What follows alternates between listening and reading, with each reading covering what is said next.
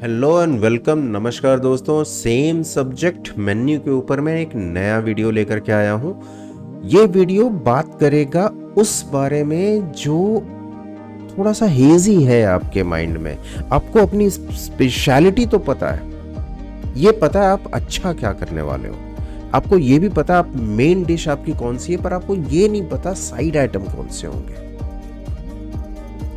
Side item में क्या starter रखें, क्या बेवरेज रखें, क्या डेजर्ट रखें जो थोड़ा कैची भी हो, थोड़ा पसंद भी करें लोग और बहुत ज़्यादा दिक्कत ना हो, बहुत ज़्यादा उसको बनाने में मुश्किल ना हो।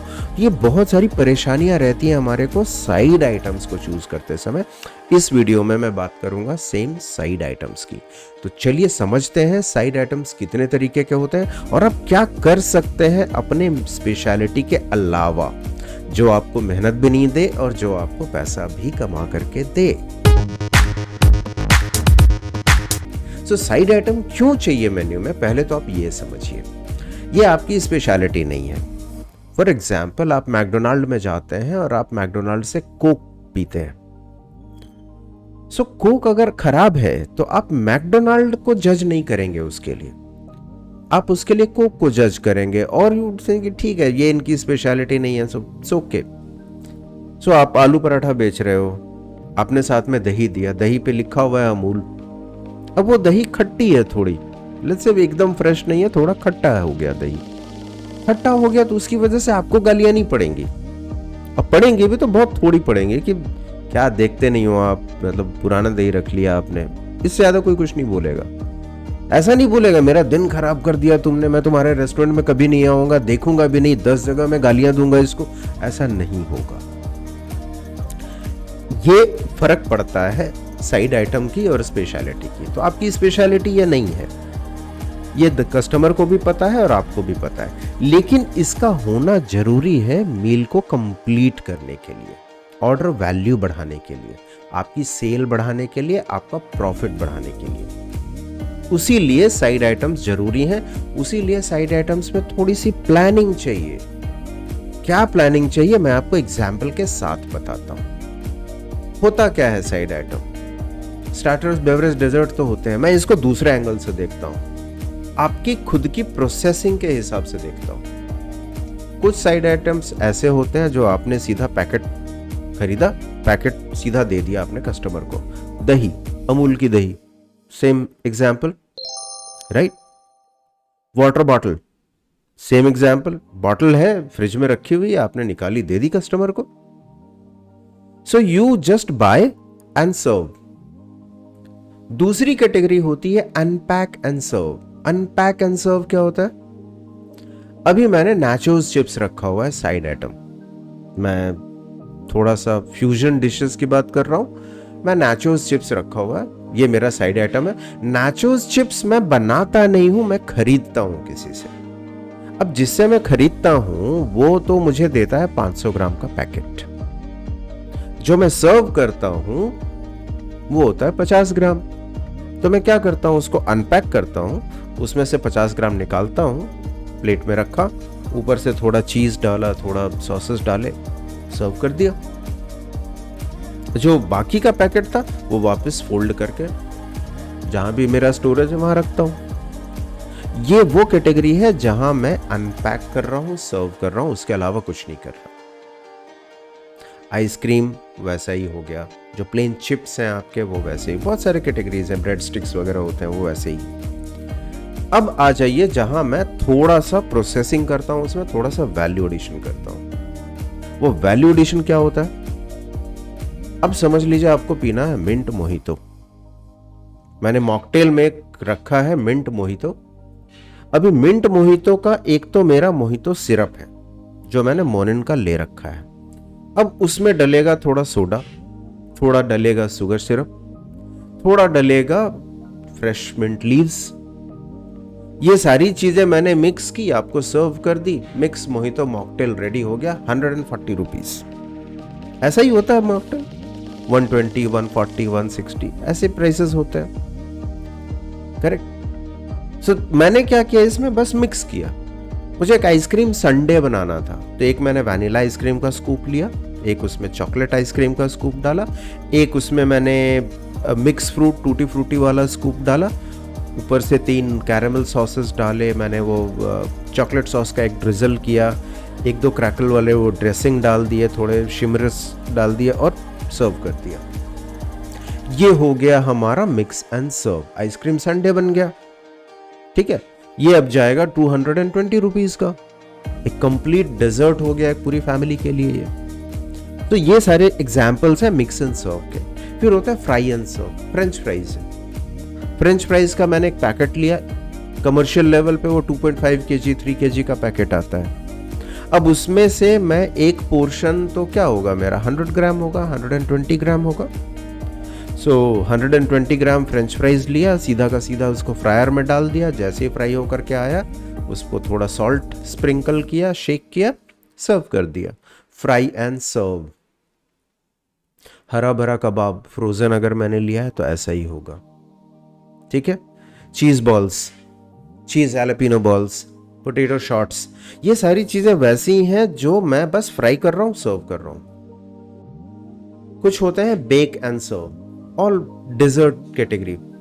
मुझे अगर कपकेक्स बनाने हैं, मुझे ब्राउनीज बनाने हैं, तो वो क्या होगा, एक प्रीमिक्स होगा।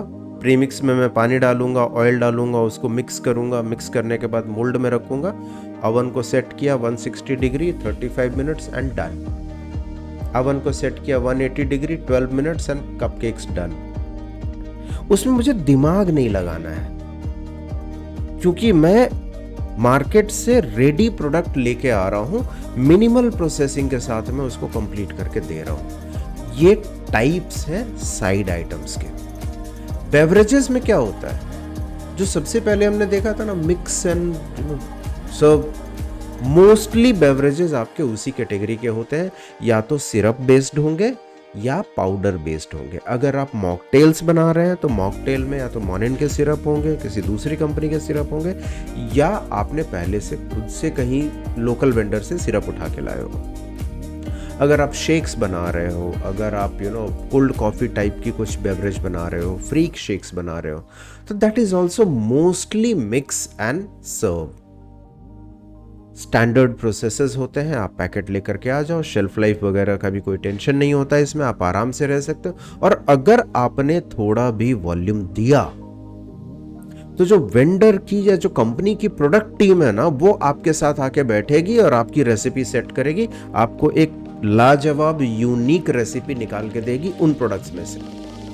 क्योंकि कंपनी ने जब प्रोडक्ट बनाया था तो कंपनी के दिमाग में क्या था, ये प्रोडक्ट यूज होगा रेस्टोरेंट में, इनोवेटिव तरीके से यूज होगा, लोग थोड़ा अपना दिमाग लगाएंगे, अच्छा करके बेचेंगे, उनको अपना प्रोडक्ट बेचने में इंटरेस्ट है। सो उनकी प्रोडक्ट टीम, उनका शेफ आपके साथ मीटिंग करने को हमेशा तैयार होगा in order to generate a good product for you.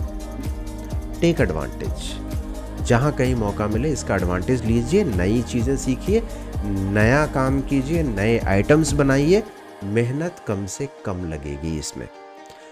ये हमारा बेवरेज का मेन्यू बन गया। अब हम लोग आ जाते हैं स्टार्टर्स पे। स्टार्टर्स आप क्या रखोगे? स्टार्टर्स अगर आपकी स्पेशलिटी है तब तो बात ही अलग है, ये आपका आर्ट है फिर तो।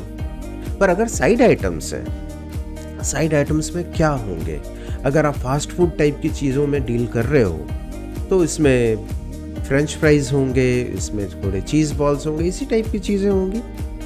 ब्रेड बेस्ड चीज़ें होंगी, फ्रोजन स्नैक्स बेस्ड चीज़ें होंगी, जिसको आप या तो टोस्ट करोगे या फ्राई करोगे, ऐसा ही होगा।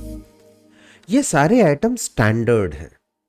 फ्रेंच फ्राइज स्टैंडर्ड आइटम है, तो अब इसमें स्पेशलिटी क्या है आपकी? वैसे भी स्पेशलिटी कुछ भी नहीं है आपकी, आप तो रेगुलर प्रोडक्ट बेच रहे हो। पर इसके अंदर थोड़ा सा ट्विस्ट ला सकते हो आप बाय यूजिंग डिफरेंट सीजनिंग्स। एक होता है सॉल्टेड फ्रेंच फ्राइज, एक हो गया उसमें आपका पेरी पेरी फ्रेंच फ्राइज। अब उसमें आप अलग अलग सीजनिंग यूज करते जाओ। लाइम एंड चिली सीजनिंग होती है, चीज सीजनिंग होती है। In fact, there are more than 200 type of seasonings available in India right now. आप अलग अलग चीज़ें यूज़ करते जाओ, अलग अलग सीजनिंग यूज़ करते जाओ, ट्विस्ट आता जाएगा, नया प्रोडक्ट बन जाएगा। हो सकता है कस्टमर कल को ये आपका फ्रेंच फ्राइज खाने के लिए आया आपके पास बार बार, आपकी स्पेशलिटी नहीं थी पर बन गई। थोड़ा सा दिमाग लगाया आपने, थोड़ा सा ट्विस्ट किया, सो मैंने नीचे लिखा हुआ है, ध्यान दीजिए इस बात को, clever use of sauces. Food business में एक कहावत बहुत मशहूर है, मैंने सुनी थी, 10 साल के करीब हो गए मुझे। मैं उस आदमी को सलाम करता हूँ जिसने मुझे ये बात बताई थी। उसने कहा था समोसे से ज्यादा चटनी बिकती है, याद रखना आप। सो फ्रेंच फ्राइज से ज्यादा बिकेगा आपका डिप। फ्रेंच फ्राइज के लिए वापस नहीं आएंगे, वो जो डिप है ना साथ में, उसके लिए वापस आएंगे। उधर दिमाग लगाओ आप। दिमाग एक ही बार लगाना है, किचन में रोज रोज नहीं लगाना, बट एक बार एक मस्त वाला सॉस आपने डेवलप कर लिया, उस सॉस के लिए, उस डिप के लिए उसकी सेल बढ़ जाएगी। Keep that in mind. आ जाइए डेजर्ट पे। डेजर्ट 2 तरीके के होते हैं। एक होते हैं असेंबल एंड सर्व, जो हमने आइसक्रीम संडे की बात की थी अभी, कि अलग अलग स्कूप लिया हमने, ये मिक्स किया, थोड़े उसमें ड्रेसिंग्स डाले, थोड़े डेकोरेशन डाले एंड डन। दूसरा होता है बेक करने वाला। प्रीमिक्स लिया, मुझे चोको लावा केक बनाना है फॉर एग्जाम्पल, तो मैंने चोको लावा प्रीमिक्स लिया, उसमें जो भी उसमें इंस्ट्रक्शन दिया हुआ उसके हिसाब से मिल्क डाला, वाटर डाला, जो भी डालना है डाला, जो टेम्परेचर बताया ओवन का, उस ओवन टेम्परेचर पे ले जाके उतना समय बेक कर दिया, चोको लावा केक रेडी हो गया। मेरा दिमाग नहीं लगा, मेरा शेफ अगर नहीं भी है तो जो मेरा वर्किंग स्टाफ है, जो मेरा हेल्पिंग हैंड है, वो इस डिश को बना लेगा और वो काम चल जाएगा। मुझे बहुत ज़्यादा दिमाग लगाने की ज़रूरत नहीं है। पर चोको लावा केक 70-80 रुपए का तो बेचूंगा ना। जो ऑर्डर वैल्यू पहले मेरा 150 होता नॉर्मल डिशेस के साथ, अब एक चोको लावा केक ऐड हो गया तो ऑर्डर वैल्यू तो 220 का हो गया ना। मेरी सेल तो बढ़ गई। मैं ये सब कर किस लिए रहा था? सेल बढ़ाने के लिए तो कर रहा था। सो मेरी ऑर्डर वैल्यू बढ़ जाती है इस तरीके से। यहाँ पर भी आपकी क्या रेसिपी है डेजर्ट की, आप किस तरीके का ब्राउनी बना रहे हो, आप किस तरीके का कपकेक बना रहे हो, अगर ये आपकी स्पेशलिटी नहीं है तो आप ज़्यादा दिमाग मत लगाओ। As long as you are not pathetic, as long as you are average और better than average, it's fine. अगर इंडियन साइड में आप जाओगे तो जैसे मिठाइयाँ जितनी होती हैं, गुलाब जामुन होते हैं, रसगुल्ले हैं, फिर आपकी बर्फियाँ हैं, ये जितने भी हैं, आप जितना भी रेस्टोरेंट आप देखोगे उस शहर में 1 या 2 वेंडर होगा जिससे ये सारे लोग खरीदते हैं।